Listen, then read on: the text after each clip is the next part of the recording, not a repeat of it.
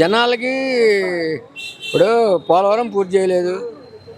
తర్వాత వచ్చేసి ప్రత్యేక హోదా అన్నాడు, అది తేలేదు. తర్వాత ఏంది ల్యాండ్ యాక్ట్ పెట్టి అన్నాడు, అది లేదు. ఉద్యోగస్తులు అన్నాడు, అవి లేవు, ఏమీ లేవు. పొద్దుగూకులు అప్పులు చేయడం, తీసుకురావడం, ఇవ్వటం. అది పథకాలు ఇస్తున్నారు. అభివృద్ధి ఏది? పథకాలు ఇస్తున్నాం, కూర్చొని తింటున్నాం. కానీ రేపు ఆస్తులు అమ్మి పెడుతున్నాం. తర్వాత రోడ్డు మీద పడి అల్లాదేవి వెళ్ళా అనాలా. అభివృద్ధి పలాందని చెప్పమానండి. పంచిపెట్టాడు కానీ అభివృద్ధి ఏది? అభివృద్ధి ఏం లేదు. చేస్తాడనేగా నమ్మకం.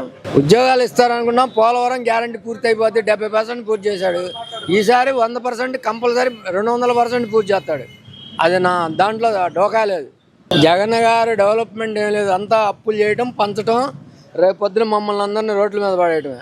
జగన్ ఏమో అప్పులు చేసి పంచి పెడతాడు, వాడేమో అభివృద్ధి చేసి డబ్బులు సంపాదించి పంచి పెడతాడు. రెండు జరిగిద్ది వాడికి. వీడికి ఒకటే జరుగుతుంది. పథకాలు ఇస్తున్నాడు కాదంట్లా, అప్పు చేస్తున్నాడు. ఇప్పుడు ఈరోజు 60 పేపర్లో ఏది కలెక్టరేట్ల దగ్గర నుంచి మొత్తం ఇవన్నీ తాకట్లు పెట్టి డబ్బులు తీసుకొచ్చి పంచి పెడుతున్నాడు. మొత్తం ఆస్తులు అమ్మేసి పంచి పెడుతున్నాడు. ఆదాయం రావట్లేదు. ఆదాయం రాకుండా పంచి పెడుతున్నాడు. ఇప్పుడు వీడు వస్తే ఏంటంటే ఆదాయం వస్తుంది, సంక్షేమం వస్తుంది, రెండూ వస్తాయి. మనం పిల్లల్ని చదివించుకుంటున్నాం, ఆస్తులు అమ్ముకొని పిల్లల్ని చదివించుకుంటున్నాం. దేనికి? రేపు పొద్దున అభివృద్ధి చేసి పెడతాడని. ఏం పెట్టడం లేదుగా, అమ్ముకోవడమే.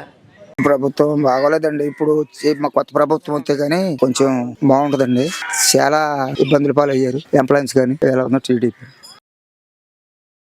ఉన్నారండి. అందరూ ఆయన ఇచ్చాడండి. ఆయన పిల్లలకి చదువుకున్న వాళ్ళకి ఇచ్చాడు. మరి పోతే ఏళ్ళ తరాలు ఇచ్చాడు. మన మామూలుగా డోక్రా మహిళలకు ఇచ్చాడు. రుణమాఫీలు చేశాడు. మన మామూలుగా ధాన్యం శాంతం పాడైపోయిన ధాన్యం కొనుగోలు చేశాడు కానీ పడల.